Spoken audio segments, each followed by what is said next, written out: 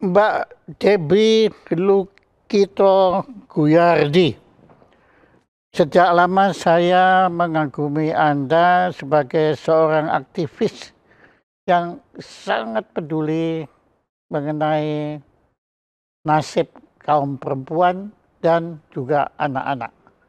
Maka hari ini kami sangat berterima kasih Anda berkenan berkisah tentang bagaimana Anda bisa begitu peduli terhadap kekerasan yang dilakukan terhadap perempuan dan anak-anak. Silakan, Mbak Lukito. Mbak Debbie, silakan. Halo Pak Jaya dan semua teman-teman yang mungkin mengikuti acara ini. Pertama-tama saya ucapkan terima kasih banyak ya Pak Jaya untuk kehormatannya bisa tampil di sini dan berdiskusi dengan Pak Jaya.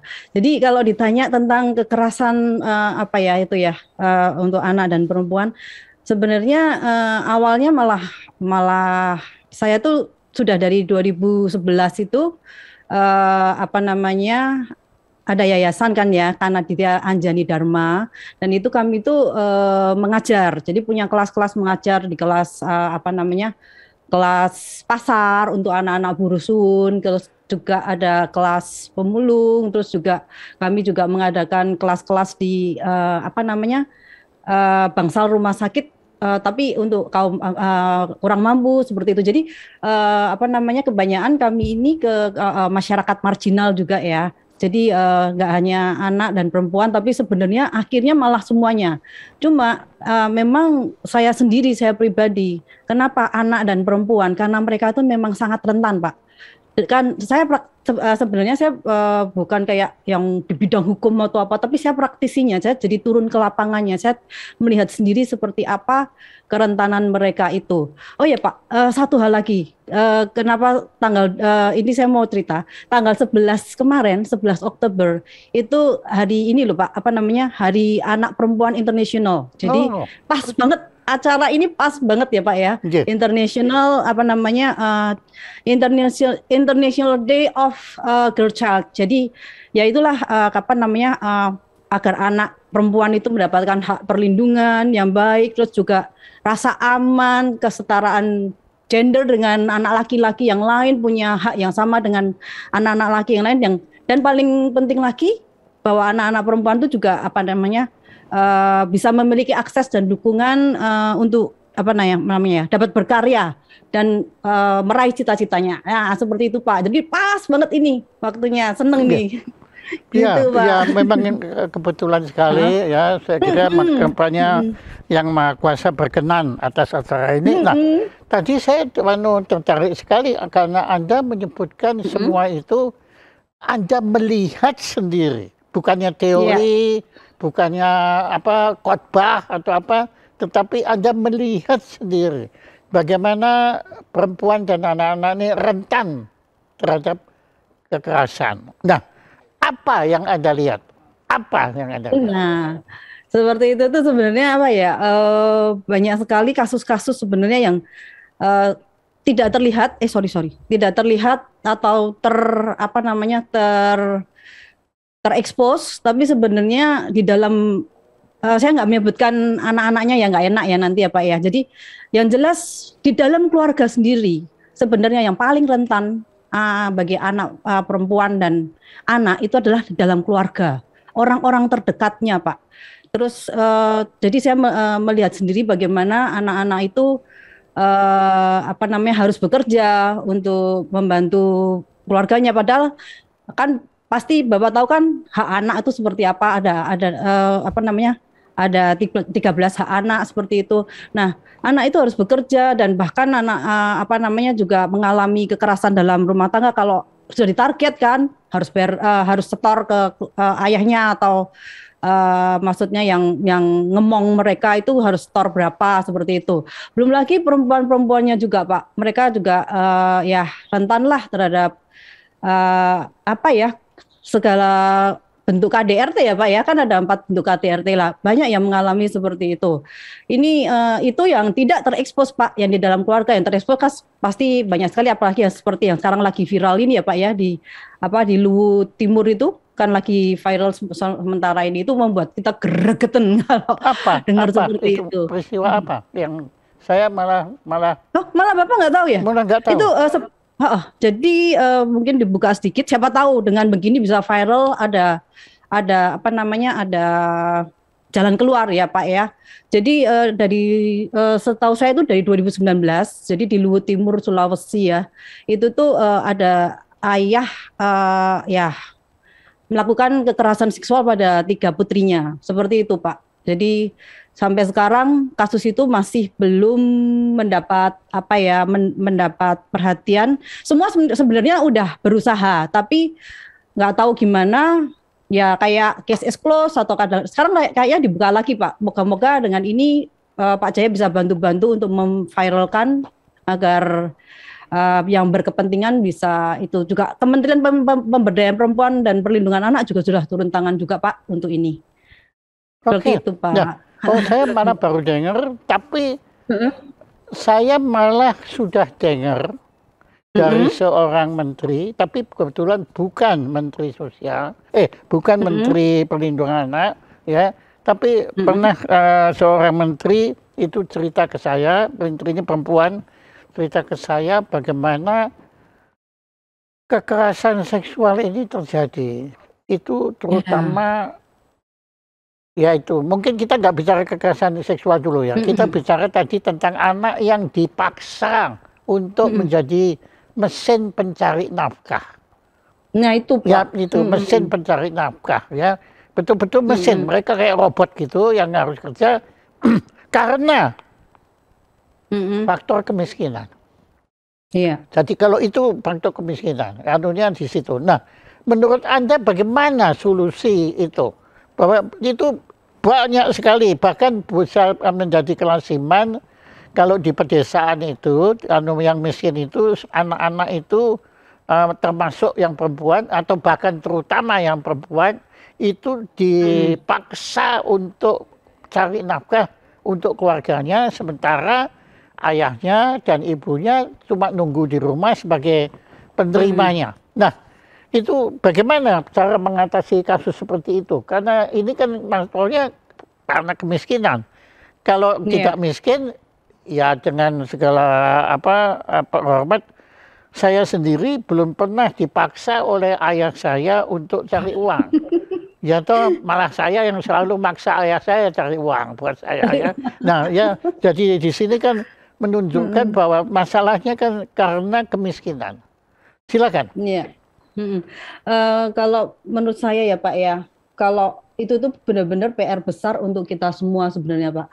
Tapi kalau mau merubah itu kan merubah gimana ya? Indonesia ini kan berpulau-pulau apa namanya, belasan ribu pulau dan ada 34 provinsi. Untuk mengatur itu semua tentang ekonomi pasti PR-nya banyak banget. Tapi karena saya juga pegiat literasi ya Pak ya, saya tuh semua kalau faktor ekonomi kita nggak bisa ngomong ya, tapi saya tuh kepingin sekali ada suatu gerakan, ada apa namanya, suatu perubahan dari cara pandang hidup, cara pandang orang tua ya, karena kan dimanapun 3 pilar pendidikan itu orang tua, masyarakat, sekolah, dan satu lagi saya tambah juga pemerintah, itu berperan semua dalam pendidikan anak sejak dini. Jadi kalau mau seperti itu, jadi kayak revolusi mental banget Pak. Jadi harus dari awal, karena saya dari literasi juga, saya sangat menginginkan apa namanya, literasi ini benar-benar ditanamkan ya sesedini mungkin gitu Pak. Literasi itu kan apa namanya, cara kita berbahasa, berpikir dan seperti itu untuk menjadi orang yang literat. Nah, kalau semua itu dalam pandangan saya sendiri ya Pak ya, kalau semua itu sudah bisa diterapkan dari semua, dari desa, dan paling penting adalah keluarga. Pastinya keluarga itu punya pandangan baru bahwa anak itu juga butuh. Anak itu punya hak tertentu juga yang kita tidak bisa seenaknya untuk mengeksploitasi mereka. Itu dalam pandangan saya sih Pak, tapi itu benar-benar PR besar. Makanya untung aja ya Pak ya. Kalau saya lihat sekarang ini gerakan literasi di Indonesia kan sudah makin maju ya.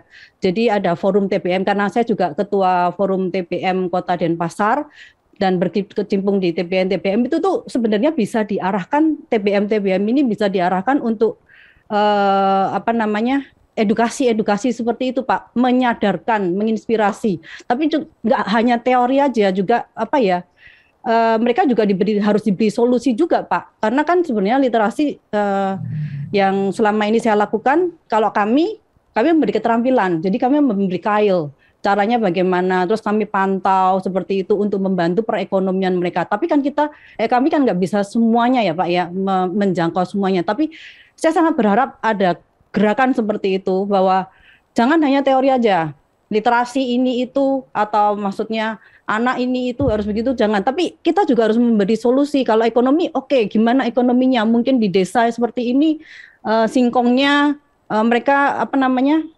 produksi singkongnya bagus misalnya gitu ya. Ayo semua, mungkin ada komunitas-komunitas atau pemerintah atau perusahaan dengan CSR-nya.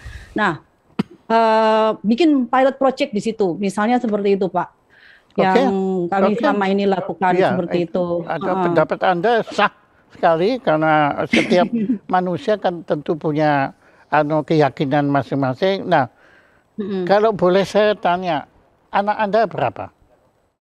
Anak saya ada 2, ya. Nah, putri semua. Oke, putri semua, waduh. Begini, tadi kan Anda menyatakan bahwa sebaiknya bukan pakai teori, ya, bukan pakai hafalan, ya, apa, ya, tapi slogan-slogan, tetapi keteladanan sikap dan perilaku.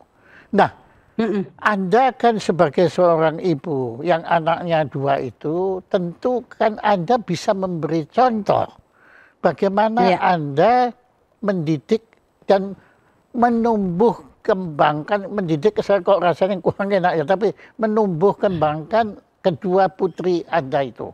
Itu kan saya kira itu nggak bisa dibantah, karena menurut saya contoh kasih sayang yang paling murni adalah kasih sayang seorang ibu kepada anaknya. Itu sudah, itu Sigmund Freud mau ngomong apa saya nggak percaya, ya. Ya, saya lebih percaya omongannya Debbie Lukito daripada Sigmund Freud. Ya, dan karena karena Anda yang menjalankan itu kan. Nah, kalau saya boleh tanya, konsep Anda mengenai anak itu kan bagaimana? Ya, mungkin supaya Anda tidak merasa dijebak atau bagaimana, saya akan cerita diri saya sendiri. Iya, Pak. Saya tidak punya anak. Bukannya apa? Saya tidak berani punya anak. Ya, saya ini aliran childless by choice. Ya, karena apa? Menurut saya, anak kan banyak orang kan, kamu kok anaknya banyak sekali. Loh, banyak anak kan banyak rezeki. Ya, karena mereka menganggap anak ini adalah jaminan hari tua. Waduh, saya nggak sampai hati. Ya toh, nah, Anda sudah begini bagus. Anda sudah begini, itu artinya Anda sepaham saya. Yang jaminan dari tua itu kita, anak orang tuanya, bukan anaknya. Nah, sekarang saya tadinya kan saya harus hati-hati. Kalau Anda pahamnya ternyata hari tua, wah ya saya ngomongnya lain. Tapi Anda sudah begini. Nah, tolong Anda ceritakan konsep Anda tentang anak bagaimana? Kalau saya Pak ya, apa namanya, bagi saya setuju banget dengan Pak Jaya tentang childless itu ya, childless itu, karena sebenarnya ya Pak ya, kalau saya senang punya anak, senang ya, karena ada anak ya Pak ya. Tapi kalau kita mau berpikir logis saja, anak itu punya kehidupan sendiri, anak bukan milik kita, anak bukan hak kita. Anak nanti akan memiliki masa depan sendiri. Jadi saya paling tidak senang kalau nanti anak harus kayak hitung-hitungan sama kita, terus nanti kita zaman tuanya nanti harus ngopeni kita. Itu saya paling nggak senang kalau ada orang yang pikiran gitu. Karena gimana pun setiap anak nanti waktu mereka berumah tangga, itu mereka pasti juga punya masalahnya sendiri-sendiri. Jadi sudah stop dengan itu. Jadi kita sebagai orang sekarang ini pun kalau kita sudah punya anak, kita juga harus kita sendiri memikirkan masa depan kita sendiri. Gimana pun, walaupun manusia itu adalah makhluk sosial, tapi tetap semua kan dipegang oleh kita sendiri, keputusan kita sendiri, bagaimana kita nanti harus menata masa depan kita. Bahkan saya pernah ngobrol dengan teman-teman SMA, kita malah nanti ya kita bikin panti, bukan panti jompo. Kalau jompo kan pikirannya sudah jelek ya, maksudnya panti pemberdayaan lansia seperti itu Pak. Jadi kita tuh di sana juga tetap beraktivitas dan segalanya, karena di sini kan mesti pikirnya lansia tuh dipikirnya udah wah nggak bisa produktif dan sebagainya, nggak akan gitu. Nanti kami akan membuat sesuatu yang wow, moga-moga bisa jadi ya Pak ya. Nanti Pak Jaya Suprana harus bantu kami juga mewujudkan pemberdayaan lansia seperti itu Pak. Saya kasih muri. Kalau konsep saya kasih muri. Kalau jadi saya kasih muri. Bener ya Pak ya. Ya tapi bukti kan harus jadi, ya bukti bahwa orang lansia yang Anda rawat itu, Anda bantu itu harus produktif. Kalau nggak produktif, harus produktif. Bagus. Gitu. Nah, bagus. Untuk anak sendiri ya, yang childless itu sebenarnya kalau mau logika lagi aja ya Pak ya, bukan perkara yang tadi itu kita hitung-hitungan atau apa.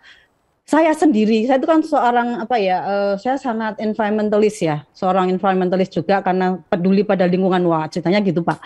Nah, bayangkan Pak, Bapak mau memberikan mewariskan bumi dunia yang seperti ini, kacaunya seperti ini kepada anak cucu kita nanti. Saya tuh sampai sekarang merasa aduh, nanti apalagi di masa depan semakin banyak semakin banyak persaingan dalam dunia kerja dan sebagainya. Sekarang ini generasi Z, ya kan Pak ya. Bayangin aja nanti seperti apa itu nanti beberapa tahun kemudian. Nanti habis itu generasi alpha. Apalagi kita ini kayak bagi saya ya, sejak pandemi ini itu seperti ada kayak a lost generation gitu loh Pak. Mereka benar-benar kayak sekolah juga nggak tertata, orang tua juga jadi kacau balau semuanya karena semua harus new normalnya itu Pak. Seperti itu. Jadi ya bagi saya selalu ingat menanamkan ke anak saya, one day kalau mami udah tua, it's okay if kalian nanti maksudnya mami di tempat yang tadi pemberdayaan lansia gitu itu it's okay. Nggak usah memikirkan mami, yang penting kalian bahagia. Ya, kalau Anda yang bikin sendiri Anda enak di gitu. Ya tapi saya sangat terharu ya, karena Anda ternyata sepaham dengan saya. Yang bisa durhaka itu bukan anak. Orang tua bisa durhaka Pak. Makanya berhenti dulu. Saya belum selesai. Sorry Pak. Yang bisa durhaka itu bukan anak. Yang bisa durhaka itu orang tua. Iya bener. Ya, karena anak dihadirkan di dunia kan bukan mereka yang minta. Kan karena kita ada kenikmatan sejenak, kemudian anaknya keluar di situ anunya. Itu kan yang dosa kan kita, bukan anak. Makanya yang bertanggung jawab itu orang tua terhadap anak, bukan anak terhadap orang tua. Itu nggak mungkin. Karena setuju banget Pak. Karena saya alami sendiri. Saya adalah orang yang beruntung sekali punya orang tua yang menganggap mereka itu bertanggung jawab terhadap saya. Itu anugerah. Nggak pernah dia bilang, kok kamu anak durhaka? Nggak pernah. Walaupun saya nakalnya setengah mati, jahatnya setengah mati, ya mereka tetap, kamu anak saya. Ya, kamu jangan berbuat seperti itu. Ya, tapi sudahlah, saya tidak akan menghukum kamu, tapi kamu harus ingat, kamu harus jadi orang baik. Nah, itu di situ saya beruntung sekali dapat paham bahwa yang bertanggung jawab itu bukan anak kepada orang tua, tapi orang tua terhadap anak. Nah, sekarang Anda kan sebagai seorang yang berusaha membantu, tentunya bukan hanya menganalisa dan bukan hanya mendata kekerasan, tapi berusaha mencegah kekerasan ini terjadi. Bagaimana? Apa yang Anda lakukan? Sekarang ini saya apa ya, menjadi salah satu pengurus divisi pemenuhan hak anak di FK Puspa, bentukan Kementerian Pemberdayaan Perempuan dan Perlindungan Anak, Pak. Jadi jadi kami punya program-program seperti itu untuk sebenarnya ya program untuk anak-anaknya ini yang jadi pilot projectnya di Desa Sanur Kaje ya Pak ya saat ini ya. Jadi kita akan kami akan satu tempat seperti itu nanti. Nggak apa-apa, tolong Anda ceritakan di Sanur KB itu apa yang Anda lakukan. Nah, itu karena saya literasi dan di pemenuhan hak anak, jadi kami akan membuat workshop untuk anak-anak ini. Jadi misalnya ya Pak ya, workshop yang bakal ini nanti minggu depan ini nanti adalah workshop menulis cerpen anak. Widih. Mengapa menulis cerpen seperti itu? Kenapa menulis cerpen? Dan semuanya nanti boleh ikut ya, ini untuk umum, tapi nanti yang akan ikut lomba adalah anak-anaknya. Kenapa menulis ini penting Pak ya? Karena dari menulis itu anak bisa mengekspresikan pikirannya dalam bentuk tulisan dan one day misalnya, amit, kalau misalnya mereka mengalami kayak apa ya Pak ya? Kayak kekerasan apa atau terpendam seperti apa, mereka bisa menuangkannya dalam bentuk tulisan. Semua kayak healing apa ya, writing for healing seperti itu salah satunya. Yang kedua ya namanya menulis tidak akan ada matinya Pak, ya kan? Walaupun udah tua, kalau otak kita masih itu menulis masih bisa apa ya, jadi mata pencaharian. Nah kami ingin mengajarkan pada anak bahwa jadi menulis pun kamu bisa berkarya dari situ tuh Pak, seperti itu. Nah, saya dari menulis saja saya dapat sampai dapat beasiswa ke Inggris 2 kali Pak untuk residensi penulis seperti itu. Jadi tolong mengajarkan anak-anak. Saya tertarik itu, tertarik itu yang Anda dapat dari menulis, Anda bisa dapat beasiswa sampai 2 kali menulis. Ayo tolong bocorkan rahasianya. Ayo, gimana? Bocorkan rahasianya Pak. Itu ya rahasianya sebenarnya cintailah produk-produk Indonesia. Ini bukan promonya untuk Pak yang di TV ya Pak ya, tapi bener baliklah ke kearifan lokal karena ternyata cerita itu kan saya kan kok Anda bisa dapat beasiswa karena itu. Siapa yang ngasih beasiswa? Beasiswanya yang satu dari Kementerian Kemendikbudristek dari KBN Komite Buku Nasional itu untuk residensi penulis, terus yang satu dari British Council UK. Jadi saya 2 kali ke Inggris berbulan-bulan di sana. Yang satu saya jadi intinya mengenalkan Indonesia melalui buku-buku yang saya tulis seperti itu Pak. Aduh saya lupa Pak buku-bukunya karena saya pikir tentang pemberdayaan perempuan. Nah buku-buku yang saya tulis itu kebanyakan tentang kearifan lokal. Jadi ada saya diminta untuk berkegiatan di sana mengenalkan Indonesia dari buku saya. Saya ada satu cerita tentang Gatot Kaca dan saya sampai bawa kostumnya Gatot Kaca untuk dipakai untuk anak-anak bule di sana sambil kita bikin pertunjukan mini play gitu Pak di Norwich, waktu itu di Norwich Puppet Theater. Jadi seru banget dan benar-benar ternyata mereka lucu ngomong Gatot Kaca gitu tuh, Mahabharata gitu. Jadi mereka belajar bahasa dalam bahasa apa? Kenapa Pak? Anda menulisnya dalam bahasa apa? Waktu saya bercerita ya dalam bahasa Inggris Pak, waktu di sana. Kok Anda buku bisa saya dalam bahasa Indonesia sampai bisa cerita dalam bahasa Inggris kayak William Shakespeare itu bagaimana Anda? Saya kan penulis Pak. Iya. Saya penulis. Iya penulis, tapi kok bisa begitu hebat menulis dalam bahasa Inggris?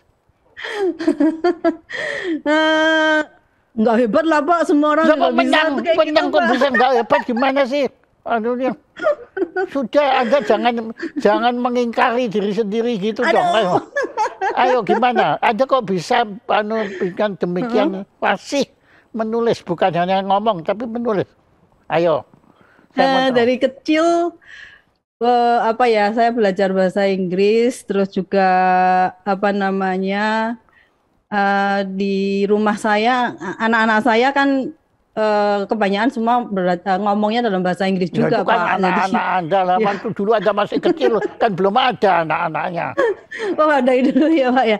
Dari kecil saya dari kelas 1 SD, untung orang tua saya nggak tahu ya kenapa ya. Tapi waktu dulu merasa saya dipaksa untuk belajar bahasa Inggris. Tapi ternyata Jadi sekarang sekali perlu, Pak. lagi Penting bagi Anda saya. membuktikan peran orang tua penting sekali kan. Betul, betul.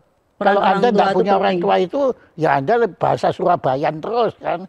Iya, ketahuan ya Pak medoknya. Nah iya makanya Anda tadi ngetawain Gatot Kacanya orang Inggris, Gatot Kaca. Anda sendiri ngomongnya Orang juga gitu. masih lucu itu. Nah, oke. Ya kita bahkan kebetulan ketemu kan karena sama-sama di satu pena kan. Iya, Iya dan toh tadinya kan Bapak, Bapak masih ingat nggak kita ketemu di 2010, Bapak yang menyerahkan Muri ke saya. apa sih itu? Saya lupa loh. Ah, Bapak lupa kan? Nah, ya lupa Padahal lah saya tuh gimana. seneng banget Pak, saya Nah, dapat bang Muri saya sudah pertama tua lah 2010. gimana? Anunya. Gimana? Itu Pak tentang hobi saya autograf. Jadi saya kan Oh, autograf kolektor.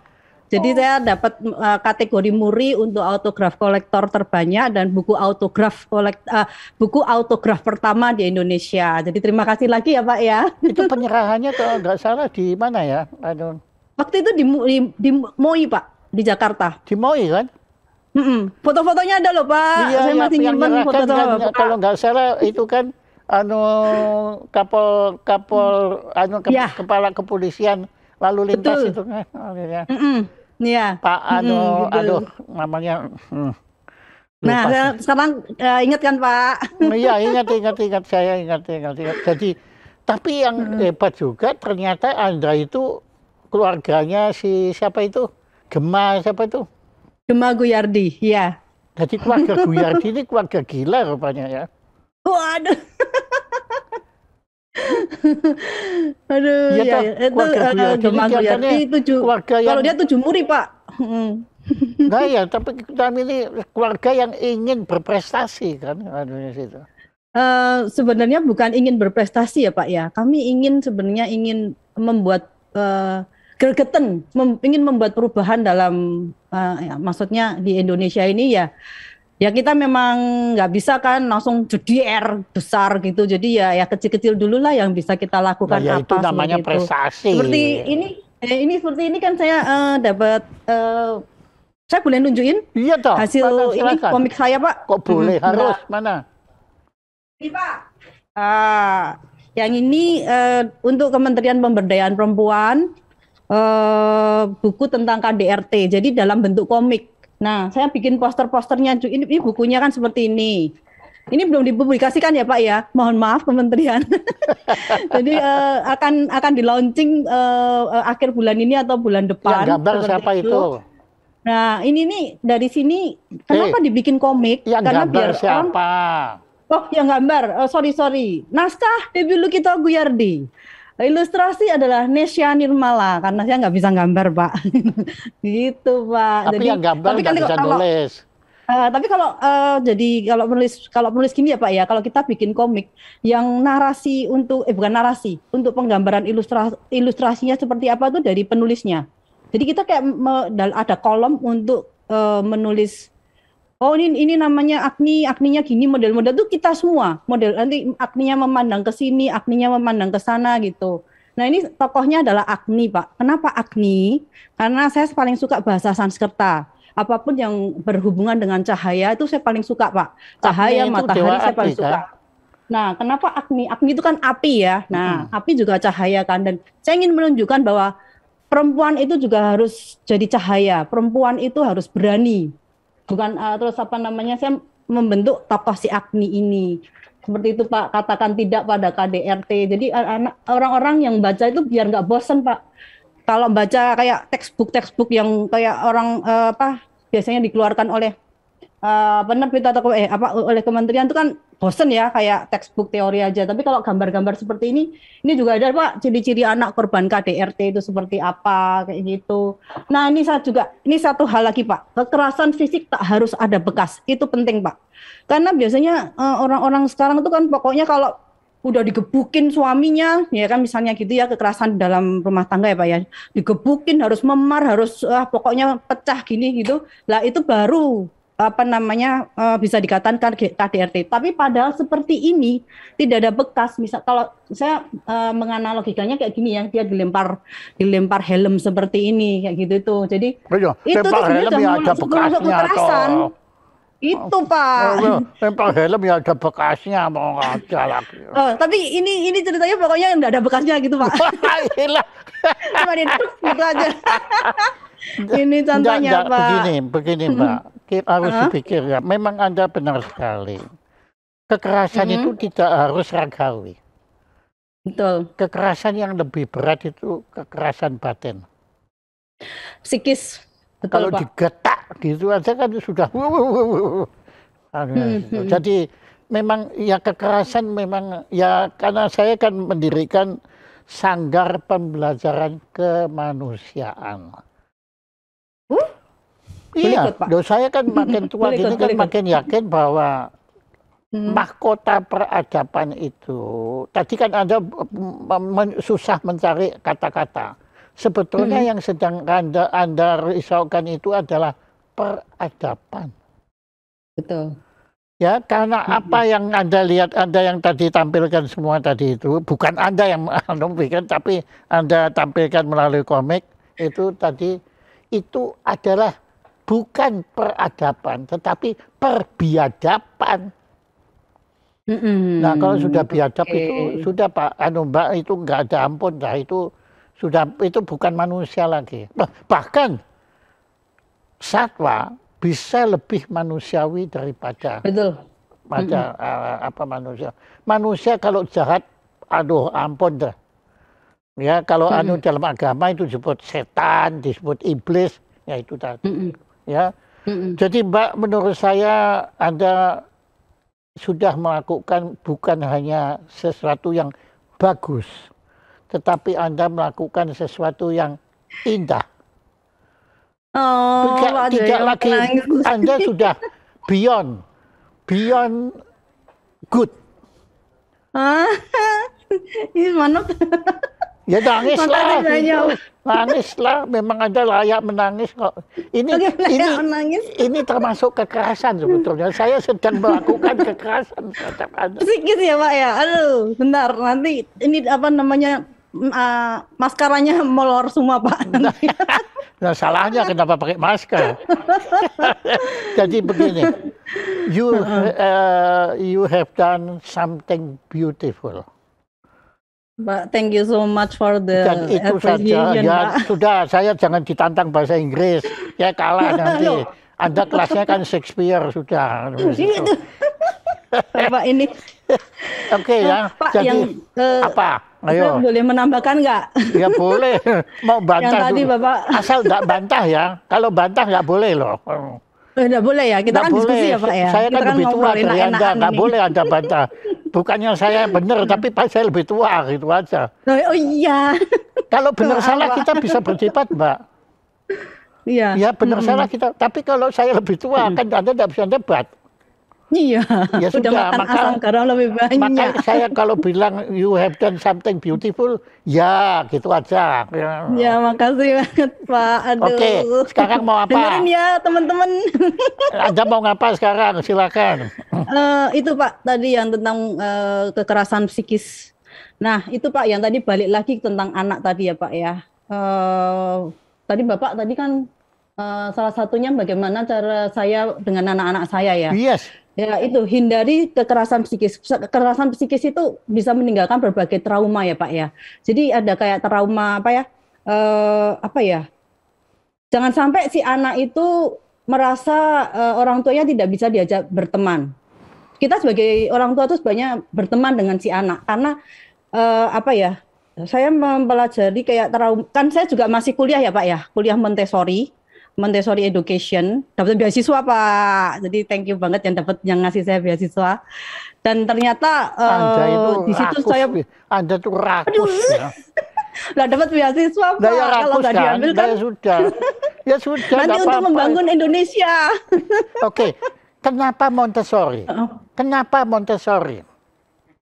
Kenapa Montessori? Karena dari dulu Montessori itu memberikan kebebasan with limit ya, limit kebebasan ke anak. Semua itu adalah anak. Anak itu adalah sosok manusia, sudah manusia yang maksudnya walaupun kecil, tapi itu mereka tuh manusia dewasa juga gitu tuh lupa dalam pikirannya dan kita membebaskan anak-anak. Kenapa kebebasan itu perlu untuk anak-anak? Karena agar anak-anak itu bisa belajar dari dirinya sendiri, menemukan apa ya segala misalnya mereka belajar tentang konsep matematika atau konsep apa yang paling penting practical life untuk mereka independen nantinya, mandiri nantinya tanpa harus disuruh-suruh. Jadi mereka punya apa ya tanggung jawab, merasa ada tanggung jawabnya sebagai seorang anak nanti sampai dewasa seperti apa itu semua. Tidak ada yang instan di dunia ini. Nah, di Montessori itu semua prosesnya itu membuat saya terharu banget, Pak. Dan kadang malah saya mikir, aduh, kenapa dari dulu saya tidak belajar ini yang bisa saya terapkan ke anak seperti itu. Satu hal lagi yang psikis tadi itu. Saya mau tanya, kok Anda bisa milih atau disuruh? Anda itu Montessori? Milih, Pak. Milih. Montessori itu sebenarnya harus ada prosesnya kan? Tidak mungkin ujuk-ujuk Anda pilih Montessori. Kenapa Anda pilih Montessori? Kenapa enggak Skinner? Kenapa enggak Chomsky? Kenapa enggak Watson? Kenapa kok Montessori? Bapak tahu, Maria Montessori itu sudah 100 tahun meninggal ya Pak ya. Iya. Dan bayangin, sesuatu yang sudah 100 tahun seperti itu dan masih dipelajari sampai sekarang dan masih menjadi tolok ukur untuk pendidikan anak yang practical life yang segalanya seperti itu pasti ada something kan Pak. Dan lagi Montessori ini itu sesuai untuk anak yang difabel juga, anak yang ABK ya, anak berkebutuhan khusus. Nah, saya di sini dan teman-teman di sini semua itu juga bergerak di untuk anak-anak berkebutuhan khusus. Bahkan saya juga barusan pulang dari Jakarta itu Pak, yang Kapanari itu saya jadi juri Pak, juri nasional untuk FLS 2N, jadi lomba se-Indonesia untuk anak-anak berkebutuhan khusus seperti itu. Saya di comic strip Pak, di lomba comic stripnya, dan sudah ke 4 tahun ini saya dipilih terus untuk jadi jurinya. Yang menang itu. siapa? Yang menang kemarin dari luar pulau sih, malah saya lupa namanya. Kan kita nggak lihat Pak, kita nggak lihat. Pokoknya kita lihat gambarnya, nggak boleh lihat orang nama anaknya siapa, nggak boleh. Iya, gitu tuh. Jadi kita lihat gayanya, ceritanya mereka seperti apa, seperti itu. Nah, mungkin nanti Pak Jaya bisa memviralkan itu agar semua anak-anak ABK di Indonesia bisa ikut semua, gitu tuh loh Pak. Karena kayaknya juga walaupun dari kementerian tapi juga gaungnya kurang ya Pak ya, seperti itu. Jadi selama 4 tahun ini bukan walaupun gitu, karena dari kementerian gitu. Dari kementerian gitu itu Pak. Tadi kita ngomong apa ya kok sampai dengan juri malahan ceritanya? Ya udah, kita memang ngomongnya ngalor ngidul gitu. Ngalor ngidul. Ya tadi itu tentang anak ABK. Oh ya, Montessori. Pak, Montessori ini cocok untuk anak-anak berkebutuhan khusus seperti itu, Pak. Nah, itu kenapa saya memilih itu karena melalui jalur apa? Melalui jalur apa? Pedagogik atau psikologi? Nah, keduanya, psikologi juga. Kita memberi kita mengedukasi si anak, bukan mengedukasi, kita membiarkan anak tidak mengajari tapi mengarahkan. Walaupun dikasih contoh dulu ya Pak ya. Nah, waktu sudah dikasih contoh, anak dibiarkan. Kalau salah, jangan diomongin salah. Jadi kita tuh juga tidak boleh labeling anak kayak tadi tuh, anak durhaka seperti itu. Saya tuh paling sebel kalau ada orang tua yang melabel anak seperti itu Pak. Labeling anak itu membuat trauma loh Pak, trauma psikis loh. Tapi kalau labelingnya gitu, anak baik, anak pinter, boleh kan? Ya boleh Pak, tapi kalau berlebihan juga nanti anaknya jadi kepala besar juga ya. Maksudnya tetap kita harus ada freedom with limit itu tadi. Ada saya bilang beautiful, enggak mengandung, enggak kepala besar. Nah kan seorang Jaya Suprana yang ngomong, jadi kan suatu kehormatan buat saya Pak, gitu loh. Alah, itu pinternya Anda aja. Oke, begini, waktu yang membatasi kita ya, ini sekarang tolong Anda yang saya belum tanya tapi menurut Anda perlu kita ketahui mengenai kekerasan terhadap perempuan dan anak-anak. Ini Pak, saya kepingin banget apa ya? Wah kok jadi malah syahdu begini. Ya tidak apa-apa, silakan dah. Kita tuh harus peduli pada sekitar kita Pak, karena kekerasan pada anak dan perempuan itu sebenarnya nanti akan menjurus pada mental health, ada hubungannya dengan mental health, mental illness, dan itu sudah pasti ya Pak ya, bukan suatu teori dan sebagainya, sudah pasti karena banyak yang mengalaminya, sekitar kita juga, sekitar saya banyak yang mengalaminya, dan apa namanya, mental health itu apa ya, kan membuat orang jadi tidak bisa, mental health itu ada dua ya Pak ya, yang nanti bentuknya salah satunya adalah depresi. Saya ngomong tentang depresi aja. Nah, yang di depresi ini itu kan ada dua. Jadi kalau depresinya ada yang benar-benar ngelokro gini, ada yang benar-benar nggak bisa apa-apa, tapi ada satu lagi depresi yang nanti dia menutupi semuanya, menutupi semuanya kan, gitu itu. Nah itu tuh saya kepingin banget. Kita tuh peduli, mulai peka pada sekitar kita, pada teman-teman kita, pada anak-anak di sekitar kita. Siapa tahu ada yang memerlukan tapi mereka nggak bisa ngomong. Kayak Kementerian Pemberdayaan Perempuan kan punya moto dare to speak up lah. Untuk membuat mereka dare to speak up ini loh Pak. Itu kalau ada yang memerlukan bantuan apa namanya, memerlukan bantuan dari orang sekitarnya untuk membantu mereka untuk berani berbicara seperti itu. Jadi yuk mari kita peduli, mari kita peka terhadap lingkungan. Jadi agar bentuk-bentuk kekerasan ini nggak muncul-muncul terus Pak. Karena kalau lama-lama jadi bentuk kejahatan seperti itu. Iya itu agresi itu saya ingin jadi peka. Saya ingin semua peka terhadap sekitar. Oke. Seperti itu Pak. Begini, Mbak Debbie, begini. Ya kita tahu bangsa kita kan sedang menghadapi dua ancaman kekerasan. Yang satu adalah kekerasan ragawi yang berbentuk terorisme. Ya, oke, itu satu. Nah, tapi ada kekerasan yang dalam berbentuk moral. Yaitu, saya nggak bilang susila, Saya justru bilang kepada satu yang paling sekarang kita sedang risaukan. Korupsi. Ya. Apakah menurut Anda kalau Anda nanti berhasil